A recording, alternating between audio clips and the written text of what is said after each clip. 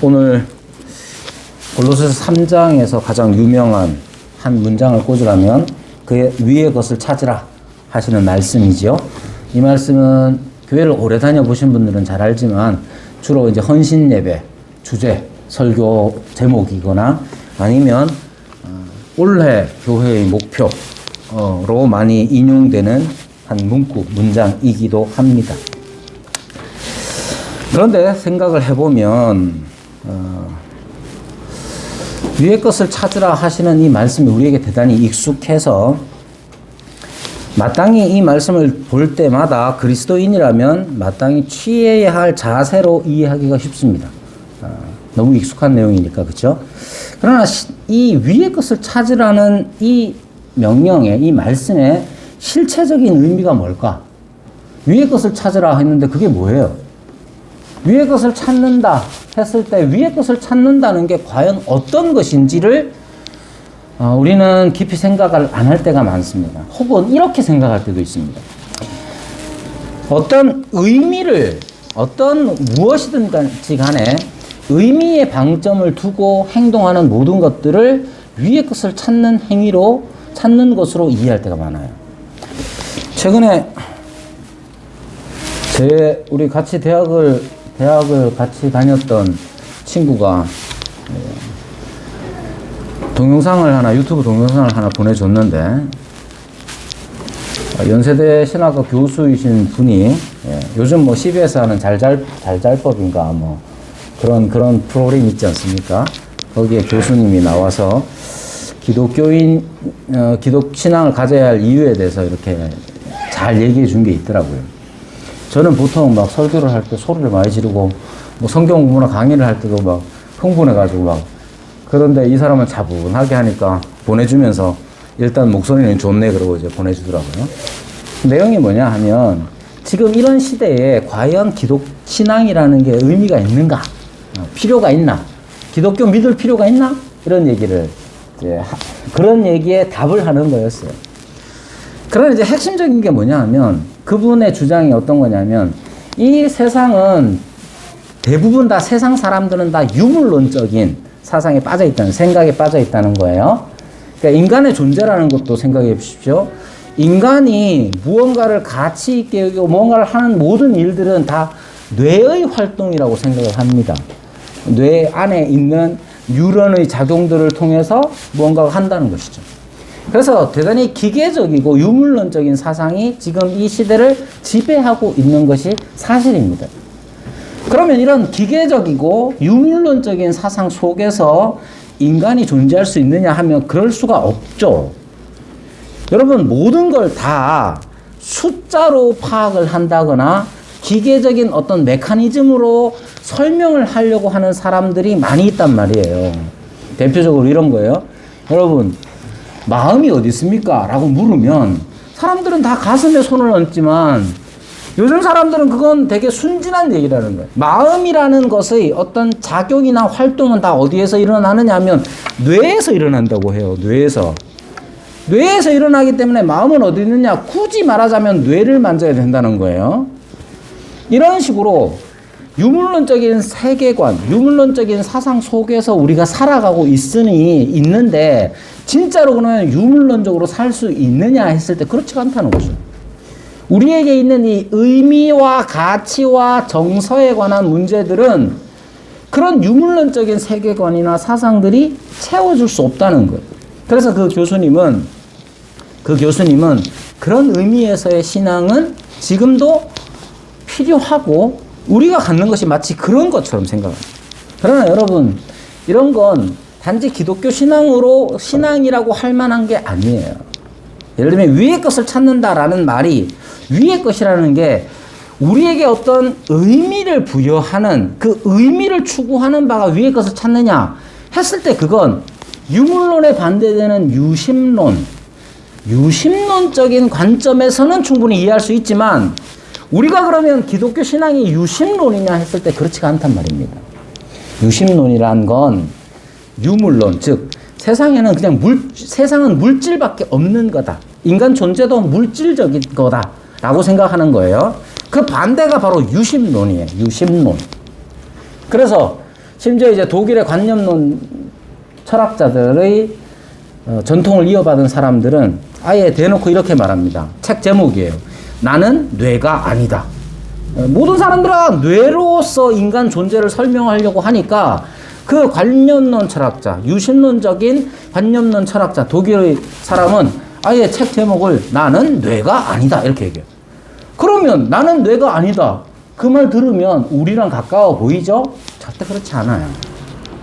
또는 여러분, 많은 사람들이 유신론으로 생각을 하는 경우가 많습니다. 유신론적으로. 신이 있다고 생각하는 사람들.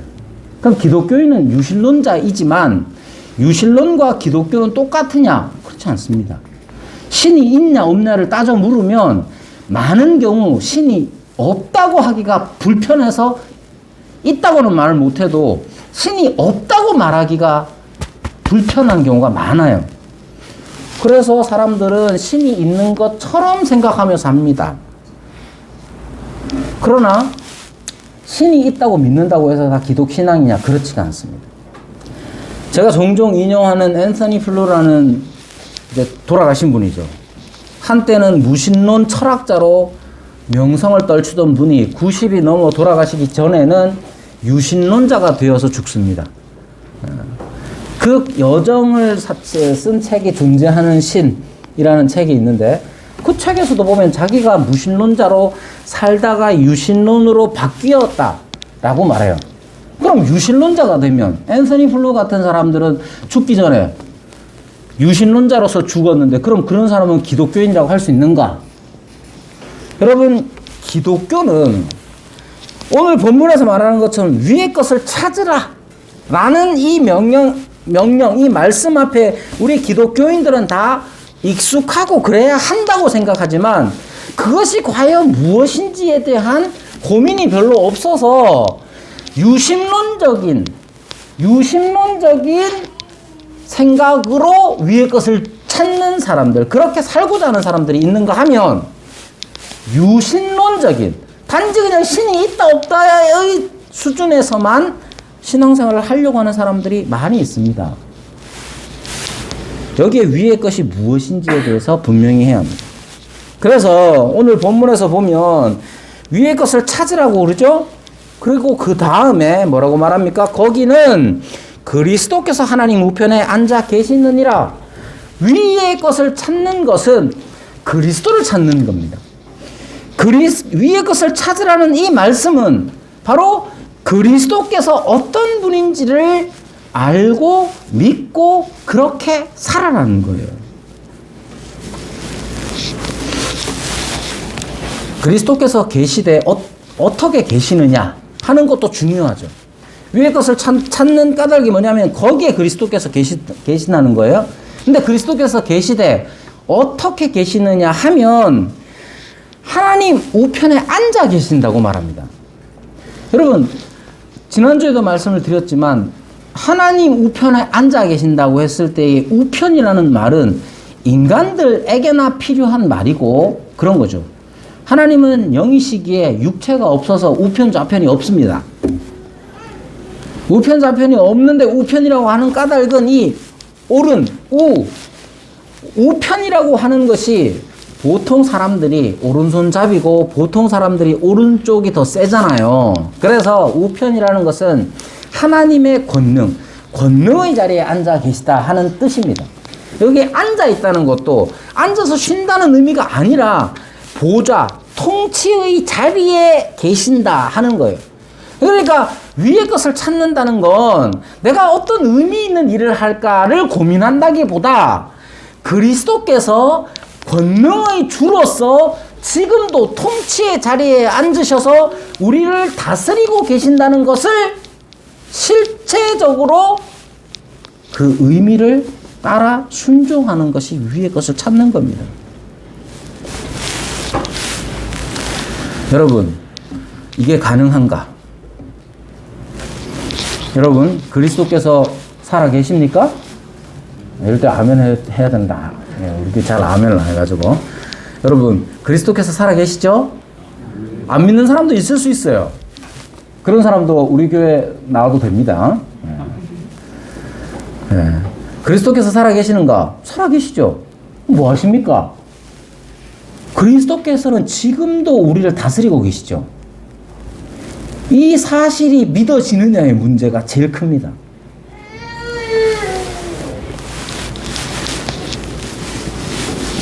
그리고 그리스도께서 다스리시는 게 우리에게 좋은 건가도 생각해 봐야죠. 요즘 한참 정치 시즌이라서 누가 대통령이 되면 큰일 날 것 같다는 말들을 엄청 많이 합니다. 선거라는 게 최선이 아니라 차선, 차악을 선택하는 것이 선거라고 말하는데, 여러분들의 정치 성향이나 지지 여부는 어떤 것이든 떠나서 대부분의 사람들은 누가 되면 큰일 날 것 같아 라는 것 때문에 차악을 선택한단 말이죠. 여러분, 그리스도께서 우리를 다스리시면 좋습니까? 싫습니까? 왜 좋습니까? 싫다 하면 여기 앉아있을 사람이 별로 없을 거고, 왜 좋으냐도 생각을 해봐야 되는 거예요. 여러분, 우리 여기에 있는 대부분의 사람들, 제가 마음을 속속들이 알지는 못하지만 적어도 여기 있는 분들은 그리스도께서 우리를 다스리는 것, 즉 거기에는 그리스도께서 하나님 우편에 앉아 계시느니라 하시는 이 말씀이 우리에게 기쁘고 즐거운 일이고 영광스러운 일인 사람들이 여기에 앉아 있는 거예요. 어떻게 이게 과연 가능한가? 모든 사람이면 다 그런가? 그렇지 않습니다. 그래서 3장 1절은 그러므로 너희가 그리스도와 함께 다시 살리심을 받았다. 그랬기 때문에 위의 것을 찾으라고 말하는 거예요. 즉 우리의 실존이라는 것이 그리스도와 함께 죽었다가 그리스도와 함께 다시 살리심을 받았다는 우리의 실존이 위의 것을 찾게 만들고, 즉 그리스도께서 지금 여기에 우리를 다스리면 참 좋겠어요 라는 마음을 갖게 만드는 겁니다. 만약에 이게 없으면 우리는 그리스도인이 아닌 거예요.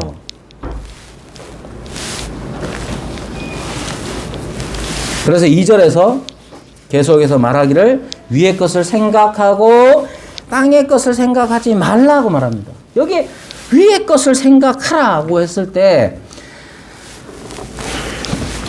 위의 것을 생각하라고 했을 때의 영어 번역은 이렇게 말합니다. 이게 다 아는 영어라서 말하자면 세팅할 때 set your minds on things above. 즉 세팅을 어떻게 해야 되느냐, 여러분의 마음을 your mind, 여러분들의 마음을 어디다 갖다 놔야 되느냐 하면 위에다가 갖다 놔야 된다는 거예요. 위에다가. 그 위의 것을 생각하라는 말은 영어 번역은 이렇게 번역을 해놨습니다. 번역마다 다르지만 영어 번역 중에 하나는 이렇게 해놨습니다. 너의 마음을, 여러분들의 마음을 위에다가 놔두라고요. 그 위에 뭐가 있는데? 그 위에 그리스도께서 계신다. 그러니까 그리스도께서 계신다는 현실을, 현실적으로 지금 여기에 우리가 살아가고 있지만 그리스도께서 하나님 우편에 앉아 계시는 것, 그리스도께서 다스리신다는 것에 우리의 마음을 갖다 놔야 된다는 거예요.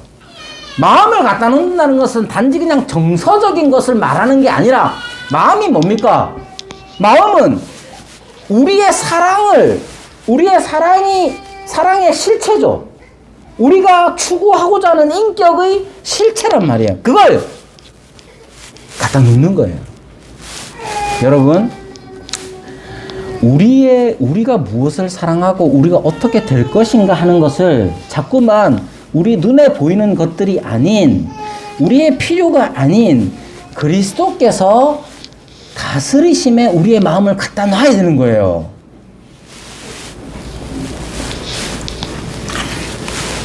그래서 그것을 지금 이제 한국어로 번역할 때 위의 것을 생각하라고 말합니다. 이 번역을 할 때에 많은 경우 이제 이 번역을 할 때 우리나라 사람들이 가지고 있는 거죠. 그게 뭐냐면 생각하는 걸로 행동이 바뀔 거라고 생각하기 때문에 그래요. 그래서 이제 생각하라고 번역을 한 겁니다. 그러나 여러분, 똑같은 의미죠. 우리의 마음을 어디다 두느냐가 중요합니다. 여러분, 마음을 두는 일을 이렇게 명령한다는 것이 참 생각해 볼 필요가 있는 일이에요. 여러분, 구원을 받았으면 자동으로 뭔가 다 되면 좋을 것 아니에요. 구원을 받았으면 자동으로 딱딱딱 되면 다 좋겠는데 그게 아니라는 거죠. 그래서 뭐라고 말씀하시냐면 3절에 이는 너희가 죽었고 너희 생명이 그리스도와 함께 하나님 안에 감추어졌음이라고 말합니다. 너희 생명이 하나님 안에 감추어졌다고 말해요. 감추어졌다. 이 말은 뭐냐 하면 감추어졌다는 건 잘 보이지 않는다는 거예요. 잘 보이지 않습니다. 그러니까 감추어졌다고 하는 거죠. 우리의 생명이 감추어져 있대요. 여기에 생명이라는 것은 우리의 본질이겠죠. 우리의 본질적인 모습, 가치가 감춰져 있어서 그걸 찾고 생각하고 우리의 마음을 두고 우리의 의지를 발휘해야 한다고 말합니다. 신앙이라는 건, 기독교 신앙이라는 게 여러분 얼마나 많이 들었습니까? 예수님 사형리 같은 거 이렇게 내놓고 따라 읽어라. 그래서 영적 기도까지 다 읽으면 박수치고 구원받았습니다 라고 말하는 것에서 주는 이미지가 뭐냐? 기독교는 너무 쉬운 것처럼 보여요. 믿을게요. 그럼 다 오케이, 다 구원, 다 천국. 너무 쉬운 것처럼 보인단 말이죠. 그러나 여러분, 저는 그 사실을 믿지만 우리가 믿음으로 살아간다는 건 마치 감추어진 것을 찾아내놓고 애쓰는 사람과 같은 갈증, 갈망, 수고, 이 모든 것들이 다 포함되는 게 그리스도인의 신앙생활이란 말입니다. 여러분, 우리의 생명이 어디 있느냐? 우리의 생명은 그리스도와 함께 하나님 안에 감추어졌습니다. 그러므로 찾으라고 말하고 생각하라고 말하고 그렇게 추구하라고 말하는 거예요. 그러면 이게 나타나는가? 우리의 생명이라는 게, 우리의 본질이라는 게 나타나는가? 나타납니다. 어떻게? 4절에 이렇게 말합니다. 우리의 생명이신 그리스도께서 나타나실 그때에 너희도 그와 함께 영광 중에 나타나리라. 얼마나 감동스러운 겁니까? 우리의 생명이신 그리스도께서 나타나실 그때에 너희도 그와 함께, 우리도 그와 함께 영광 중에 나타나리라. 이게 언제 이루어지느냐 하면 당연히 우리가 생각하는 것처럼 종말에 관한 일입니다. 종말에 그리스도께서 어떠한 분인지 우리는 모든 세상 사람들과 함께 그 영광을 보게 될 겁니다. 이렇게 종말에 그 일이 이루어질 것인데, 그러면 과연 종말은 언제 임하는가? 종말은 언제 임합니까? 언제 임할지 모르죠. 네. 여기에서 종말이라는 것이 두 가지 의미를 다 가지고 있습니다. 첫 번째, 종말론을 이야기할 때는 개인 종말론과, 당연히 우리가 익숙하게 알고 있는 세상 종말론, 최종적인 종말에 대해서 두 가지를 다 말합니다. 즉, 우리가 그리스도를 뵙는 것, 우리의 눈으로 그리스도를 뵙는 게 언제 이루어집니까? 주님께서 오셔도 이루어지지만, 오늘 밤에 여러분이 죽으면 주를 뵙겠죠? 종말이에요. 그 개인의 종말과 세상의 종말 둘 다를 말합니다. 자, 우리가 개인 종말이든 개인 종말을 이야기할 때 마치 우리가 간다는 표현을 많이 합니다. 간다는 표현. 우리가 가서 주님을 뵙고, 마지막 세상의 종말은 주님이 오셔서 주님을 뵙는 거예요. 핵심은 뭐냐? 나타나심에 있습니다. 나타나심. 파루시아. 나타나심의 핵심이 있습니다. 자, 그러니까 그리스도께서 나타나실 때라는 것은 우리가 개인적으로 가서 죽어서 나타나실 수도 있고 주님이 오셔서 나타나실 수도 있는 거죠. 핵심은 뭡니까? 그리스도께서 나타나신다는 게 있습니다. 여러분, 그리스도의 영광은 언제 어떻게 나타나는가? 여러분, 새로 오늘 방문하신 분도 많은데 여러분 그리스도의 영광을 보았습니까? 여러분들은 그리스도의 영광을 맛보았는가? 언제 맛보았는가? 그리스도의 영광은 언제 맛보느냐? 그리스도께서 나타나실 때 맛봅니다. 그럼 언제 나타나십니까? 이미 맛봤다고 하면 그리스도께서 나타나셨다는 뜻인가? 맞습니다. 그리스도께서 성령으로 우리에게 나타나실 때에 우리는 주의 영광을 보게 되는 것이에요. 여기에서 말하는 게 그 모든 의미를 다 포함하고 있습니다. 우리의 생명이신 그리스도께서 나타나실 때 우리의 생명은 지금 어디 있습니까? 그리스도 안에, 그리스도와 함께 하나님 안에 감추어져 있어요. 그런데 그리스도께서 나타나시면 우리의 생명이 그리스도의 영광과 함께 우리의 생명도 함께 영광 중에 나타날 거란 말입니다. 여러분, 이것이 우리에게 가슴 벅찬 소망이 되어야 합니다. 그리스도께서 지금 여기 우리 가운데 나타나시면 어떤 일이 일어나겠어요? 지금 여기 그리스도께서 나타나시면 어떤 일이 일어날까에 대한 기대가 기독교인들한테 없어요. 주일날 여러분들이 오면서 어떤 기대를 했습니까? 오늘 방문하신 분들은 아이고 유영철 목사님 친구라 하는데 한번 보자 하면서 그런 기대는 있겠죠. 근데 그리스도께서 지금 여기에 우리에게 나타나실 것에 대한 기대는 별로 없어요. 여러분이 평생 교회를 다니셨을 텐데 평생 다니면서 그리스도께서 지금 여기 우리에게 나타나실 때에 어떤 일이 일어날 거에 대한 기대? 없다고 말하면 좀 그렇고 얼마나 있었겠습니까? 신앙생활이라는 게 뭡니까? 신앙생활은 그리스도께서 나타나실 때에 우리에게 베풀어질 그분의 영광에 대한 사모함이 신앙생활의 핵심이어야 합니다. 그런데 우리는 그런 게 없어요. 우리를 들뜨게 하는 가슴 벅찬 소망이라는 게 그리스도에게 있지 않고 우리 자신에게 있을 때가 얼마나 많습니까? 그래, 기도를 이렇게 많이 하면 하나님께서 내 기도를 얼마나 많이 들어주실까? 내가 헌금을 하면 하나님께서 얼마나 나에게 주실까에 대한 기대만 있는데 그런 기대는 자신에 대한 기대죠. 그리스도께서 나타나실 그때에 우리에게 일어날 영광이란 게 과연 무엇일지 고민을 하고 기대를 해야 합니다.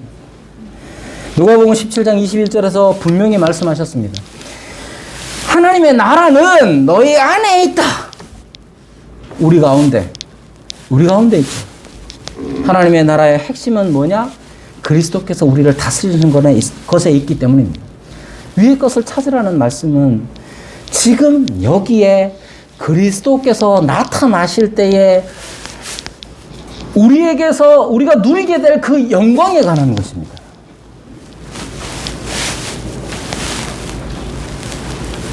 더군다나 4절 말씀은 우리 생명이신 그리스도께서 나타나실 그때에 그 다음 뭐냐? 그리스도께서 영광을 받으신다가 아니라 너희도 그와 함께 영광 중에 나타나리라 이렇게 말합니다. 그리스도께서 당연히 영광을 받으시겠지만 그걸로 끝나는 게 아니라 우리도 그와 함께 영광 중에 우리도 나타난다고 말합니다. 이게 무슨 뜻입니까? 우리가 영광 중에 아이고 저는 그럴 자격이 없습니다. 이렇게 겸손을 떨 필요가 없어요. 왜냐? 우리의 영광이란 그리스도와 함께하는 영광이기 때문에 그래요. 그리스도와 함께 죽었던 자를 그리스도와 함께 다시 살리셨다. 그리스도와 함께 하나님 안에 감추어졌다. 그렇게 말하고 있지 않습니까? 지금 여기에 그리스도께서 나타나시면 그리스도께서는 우리를 통하여 영광을 받으실 것이지만 지금 여기에 그리스도와 함께 있는 우리 모두도 우리의 영광이 나타날 겁니다. 영광이라는 말의 구약적인 의미, 구약 히브리어의 의미는 무게라는 뜻입니다. 무게. 적절한 무게. 여러분, 우리의 영광이 나타나는 건 우리가 어떤 사람인지 우리의 본질이 그대로 드러난다는 뜻이에요. 여러분, 이것이 얼마나 가슴 벅찬 이야기입니까? 근데 그리스도께서는 나를 그냥 버려두지 아니하시고 그리스도와 함께 묶어두셨잖아요. 우리는 그리스도의 지체, 그리스도의 몸이잖아요. 그래서 그리스도께서 받으실 영광과 함께 우리의 영광, 우리의 본질, 우리가 어떤 사람인지도 드러나게 됩니다. 그것은 최종적인 것입니다. 그러나 그 최종적인 것이 지금 여기에서 일어나지 않는 게 아니라 지금 여기에서 맛보는 거란 말이에요. 종말의 얘기를 하자면 여러분, 우리는 이미 종말로 들어와 버렸어요. 최종적 종말은 앞으로 임하겠지만 이미 우리는 실현된 종말을 살아가고 있단 말입니다. 실현된 종말이란 구약에서 여호와께서 너희를 구원하실 것이다. 구원자가 너희에게 임할 것이다. 그렇게 계속해서 예언을 했습니다. 선지자들이. 예언을 했을 때 그게 이루어졌느냐? 이루어졌죠. 언제? 그리스도께서 오심으로 이루어진 겁니다. 그리스도께서 오셔서 나타내신 영광이라는 것이 곧 하나님의 영광이요. 우리도 그 영광을 맛본 자로서 이미 실현된 종말을 살아가고 있는 거예요. 실현된 종말이란 뭐냐? 여러분, 우리가 지금 여기 함께 모여서 교회 생활을 하고 교회로서 함께 모일 때마다 우리가 간절히 바라고 간절히 바랄 뿐만 아니라 추구해 나가고 실현시켜 나가고 순종해 나가야 하는 게 뭐냐? 그리스도께서 나타나실 때에라는 겁니다. 그리스도께서 진짜로 살아 계십니까? 그럼 그렇게 사십시오. 그리스도께서 하나님 우편에 앉아 계신다고 믿습니까? 그거랑 여러분하고 무슨 상관입니까? 그리스도께서 하나님 우편에 앉아 계신다는 게 나와 상관없는 얘기가 아니라 내가 그토록 바라고 소망하고 그것을 볼 수 있는 자가 되었다. 그리스도와 함께 다시 살리심을 받은 자가 되었다면 그렇게 살아야죠. 신앙생활이 뭡니까? 예배당 출석 몇 번 했느냐가 신앙생활이 아니어야 합니다. 그래도 다시 말하거니와 출석은 중요합니다. 출석은 중요하죠. 나를 지키는 귀한 도구, 은혜의 수단이 됩니다. 기도 중요합니다. 은혜의 수단입니다. 은혜 받는 길이요. 헌금하는 거 다 마찬가지입니다. 그러나 그리스도가 하나님 우편에 앉아 계시느니라 하시는 이 말씀의 실체로서의 의미를 빼놓고 헌금도 하고 기도도 하고 출석도 하고 교회 봉사도 하고 성가대도 무슨 의미가 있겠습니까? 여러분, 교회란 무엇이냐?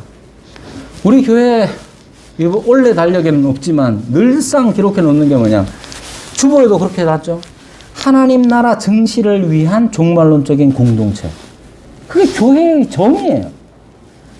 하나님의 나라를 지금 여기에서 증거하고 보여주는 공동체예요. 이미 실현된 종말을 살아가는 공동체가 바로 교회란 말이에요. 그러니까 그리스도께서 나타나실 그때에 우리에게서 이루어질 영광을 사모하며 추구하는 것이 교회의 실제가 되어야 합니다. 5절에는 그러므로 라고 시작합니다. 그러니까 나타날 것이다. 우리도 그와 함께 영광 중에 나타날 겁니다. 우리의 본질도 드러날 거란 말이에요. 그렇기 때문에 어떻게 해야 되느냐? 땅에 있는 지체를 죽이라고 합니다. 땅에 있는 지체, 즉 육신적인 모든 것들, 즉 위의 것과는 대별되는, 반대되는, 이제는으로 표현되는 것이 아닌 전에는 이라고 표현되는 이 모든 것들은 그리스도께서 나타나실 때에 사라질 것들이에요. 그게 뭐가 있느냐? 음란과 부정과 사욕과 악한 정욕과 탐심. 여러분, 그리스도께서 나타나시면 이런 것들이 여전히 그리스도와 함께 있겠습니까? 그리스도께서 나타나시면 이런 것들은 다 없어질 거고 다 심판받을 겁니다. 그럼 지금 여기는 어떻습니까?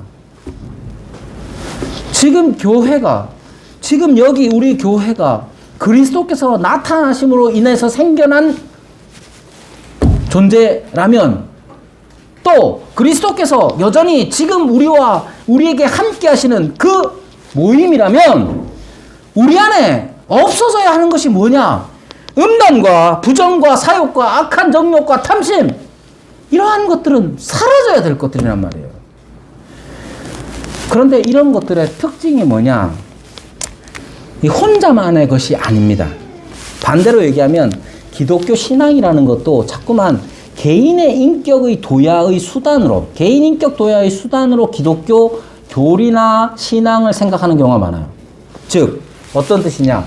교회를 다니면 착해지고, 교회를 다니면 반대로 착해지기 위해서, 혹은 교회를 다니면서 병 낫기 위해서, 뭐 이런 얘기들이 많이 있잖아요. 그런 게 아니라, 그런 개인의 어떤 무엇을 이루어내기 위함이 아니라, 관계를 올바로 하는 거예요. 자, 여러분, 쉽게 얘기하면 교회 안에서 음란이나 부정이나 악한 사욕이나 악한 정욕이나 이런 것들이 점점 사라져 가야 합니다. 어찌 보면 이 5절에서 말하는 음란, 부정, 사욕, 악한 정욕, 탐심 이런 것들은 개인의 어떤 마음의 상태라고 할 수 있겠죠?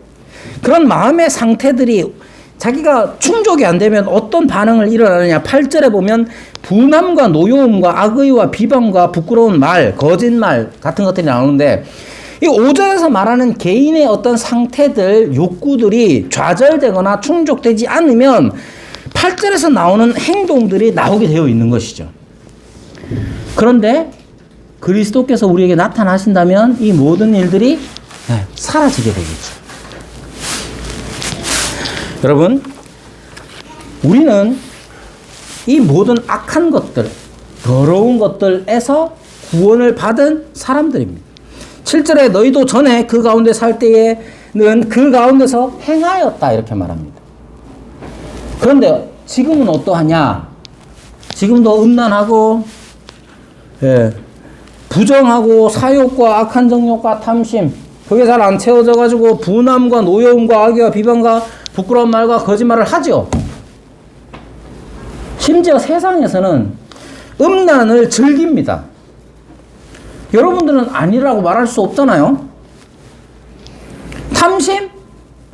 세상에서 탐심은 권장하는 게 돼버렸습니다. 욕심을 내라고 말합니다.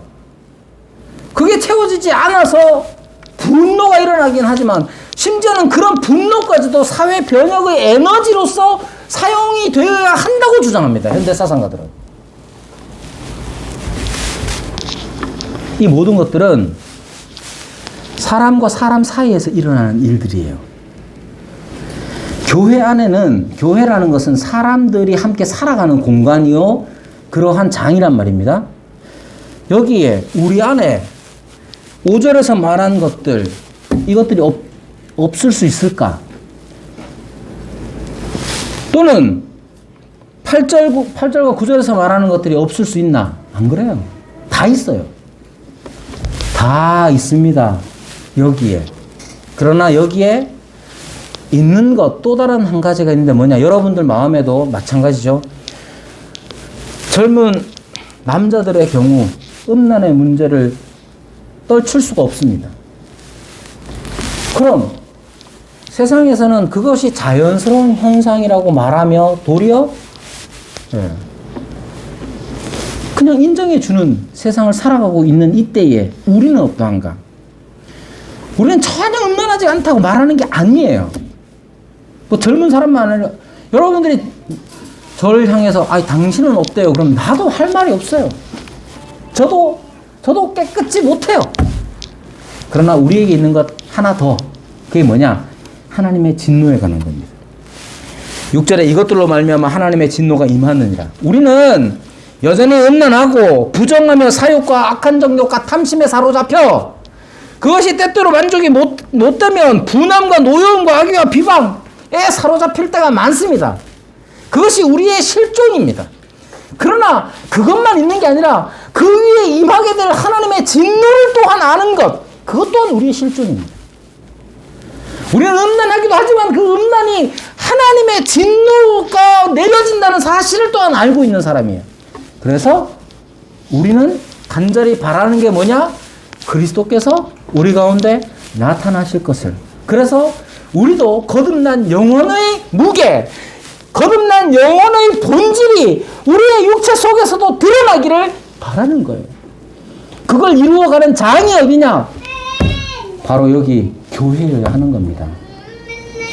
그러니까 교회는 그리스도께서 나타나심을, 그래서 우리의 영광도 함께 나타나는 일들을 경험하는 장이 되어야 하는 거예요. 누가 교회 생활 잘하는 겁니까? 누가 교회 생활 잘하느냐? 교회 어른들은 자꾸만 이렇게 말합니다. 야, 네가 베이스도 치고, 그 다음 마치고 나면 청년부 임원도 하고, 그러고 나서 저녁 성가대도 앉고, 그럼 잘하는 것 같지만 우리의 마음이 그걸로 채워지지 않는다는 걸 압니다. 그러므로 우리가 추구해야 하는 바는 그리스도께서 우리 가운데 나타나시는 것, 그것을 우리가 추구해야 하는 것이죠.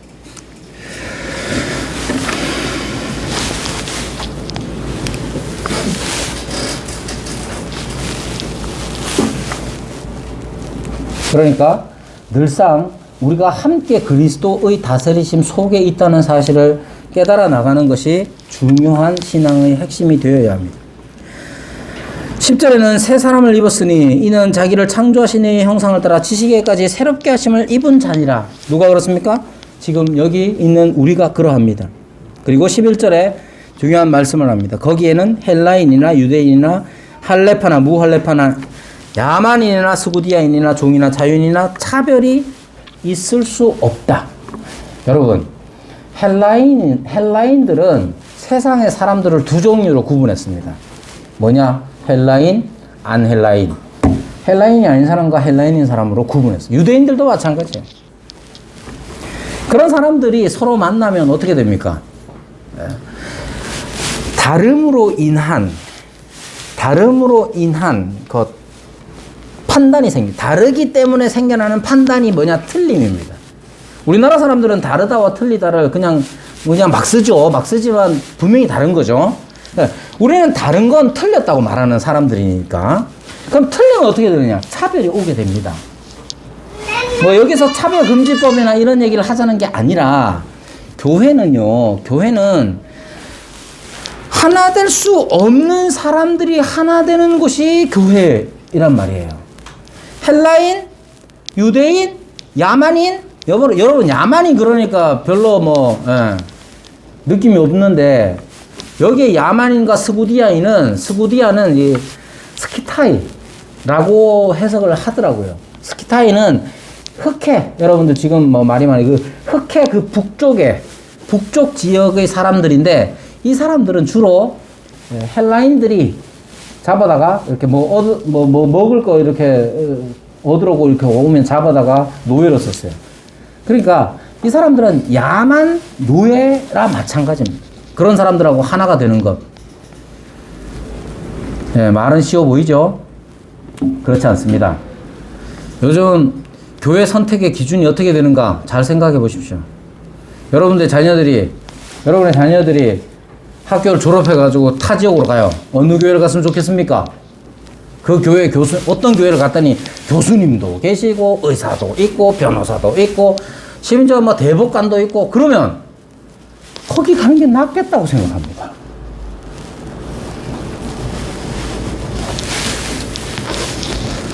우리는 은근히 차별이 없다고 생각하면서도 차별을 두고 살아가요.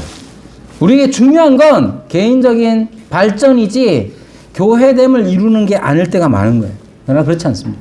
교회는 차별이 없습니다. 그러면 차별이 없는 게 어떻게 가능한가?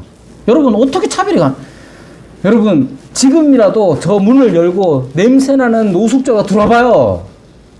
홍해 갈라지듯이 그분이 가는 곳마다 이렇게 갈라집니다. 근데 와가지고 저는 예수님 믿습니다 그러면 누가 반갑습니까? 여러분, 차별이 없으려면 어떻게 가능한가? 11절 마지막에 이렇게 말합니다. 오직 그리스도는 만유시요 만유 안에 계시느니라. 이 만유란 말이 되게 어려운 말인데, 이거 영어로 번역하면, 영어로 읽으면 엄청 쉬워요. 얼마나 쉬우면 제가 지금도 외워요. Christ is all and is in all.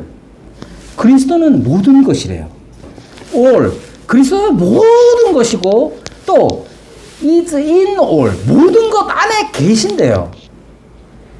우리 눈에 보이는 모든 것들이 그리스도적 의미를 가지고 있고, 모든 것 안에 그리스도가 계신다는 것.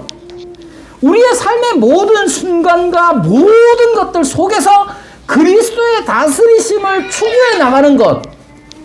그때 차별이 없을 수 있습니다. 여러분, 우리가 함께 교회를 이룬다는 건 바로 이거예요. 그리스도께서 우리에게 나타나셨기 때문에 그분의 영광으로 인해서 우리는 다 그리스도를 믿는 자가 되었지 않습니까? 그래서 그리스도를 주어 삼아 그리스도를 따르는 자가 되었지 않습니까? 그런 우리들에게 주께서 우리에게 임하시면 우리가 그리스도적으로 볼 수밖에 없고 사람을 대할 수밖에 없단 말이에요. 우리 교회에 오는 사람들 중에 저와 신학이 다른 사람들도 있습니다. 실제로. 그런 사람들이 함께 신앙생활을 할 수 있는가?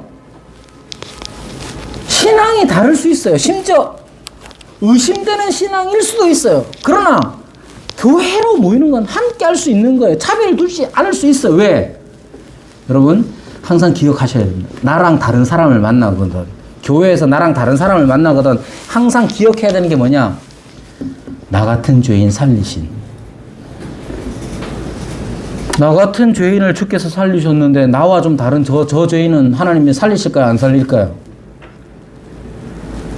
그런 죄인도 살리실 수 있어요. 다만 내가 원하는 때가 아니라서 좀 안타깝지. 그러나 나도 살리셨는데 그도 살리실 수 있다는 주님의 주권적 은혜에 관한 믿음이 있어야 되는 것이고, 주님의 주권적 은혜의 가장 분명한 계시가 뭐냐? 그리스도의 십자가 아닙니까? 그리스도의 십자가가 우리에게 밝히 섰건을 우리가 어찌 나와 다르다는 이유로 너는 그리스도인이 아니야 라고 말할 수 있겠습니까? 아닐 수 있어요. 지금 현재는. 여러분, 이게 교회가 추구해야 할 교회의 영광입니다. 그리고 그 교회의 영광이란 겉으로 드러나는 그럴싸한 예배당이거나 아니면 그럴싸한 엄청나게 많은 재정을 어떻게 그런 게 아니라 우리가 함께 그리스도의 나타나심으로 인한 영광을 누려나가는 것. 그것이 바로 교회의 영광이고, 우리가 교회에서 그것을 맛봐야, 지금 여기에서 그리스도를 그 은혜를 맛봐야 영원을 사모하는 사람이 될 수 있습니다. 여러분, 4절의 말씀을 기억하십시오. 우리의 생명이신 그리스도께서 나타나실 그때에 너희도 그와 함께 영광 중에 나타나리라. 교회가 바로 그런 것이 되기를 바라고 이 일을 위해서 기도하며 애쓰고 위의 것을 찾는 저와 여러분이 되기를 바랍니다.